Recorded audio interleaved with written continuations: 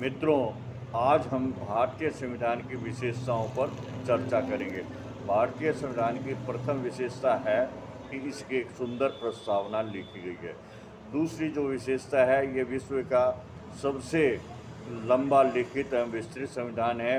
आरंभ में इसके 22 भाग, 395 अनुच्छेद और 8 अनुसूचियाँ थी और वर्तमान में इसके 25 भाग, 465 अनुच्छेद और 12 अनुसूचियां हैं।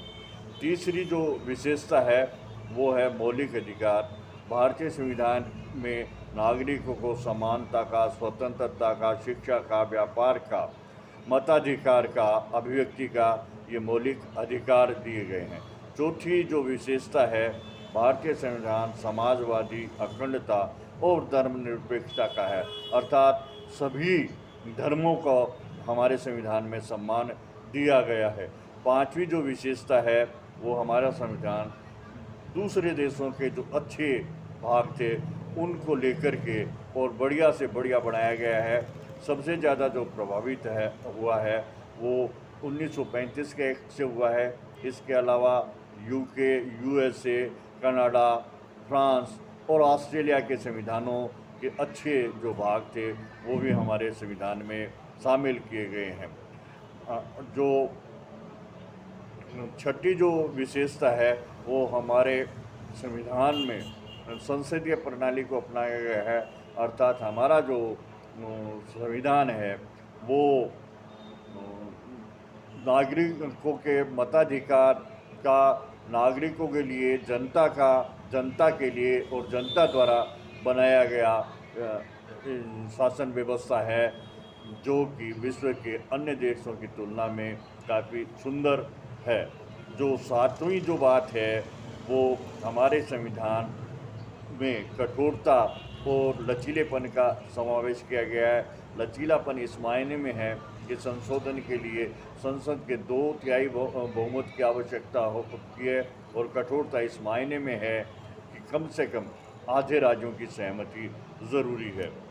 हमारे संविधान की जो 8वीं विशेषता है वो इसमें स्वतंत्र न्यायपालिका की व्यवस्था की गई है, जो जिला स्तर पर जिला न्यायालय और राज्य स्तर पर हाई कोर्ट और केंद्र स्तर पर सुप्रीम कोर्ट की व्यवस्था की गई है, जो एक बेहतर न्याय प्रणाली हमारे देश में बनाई गई है और जिससे जनता को सुगम और सरल न्याय मिल सके। अगला जो बिंदु है अर्थात 9वीं जो विशेषता है वो है कि जो चीज़ मूल अधिकार में शामिल नहीं हो सकी नागरिकों के लिए, उसके लिए नीति निर्देशक तत्व बनाए गए हैं और उन बातों को नीति निर्देशक तत्वों में शामिल किया गया है। अर्थात जो अधिकार तो नहीं है लेकिन उनका भी सरकार ध्यान रखेगी। इसके अलावा एकल नागरिकता की व्यवस्था की गई है। भारत का प्रत्येक नागरिक जो कहीं भी रहता हो पूरे भारत का नागरिक है, किसी भी राज्य में जा सकता है, व्यापार कर सकता है, नौकरी कर सकता है, शिक्षा ग्रहण कर सकता है।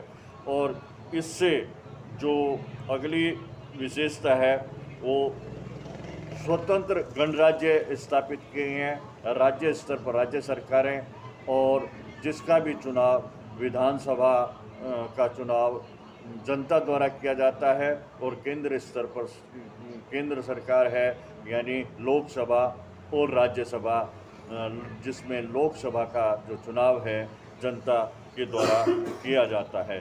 इस प्रकार हमारे इस संविधान की व्यवस्था की गई है और इसी के अनुसार हमारी शासन प्रणाली चलती है।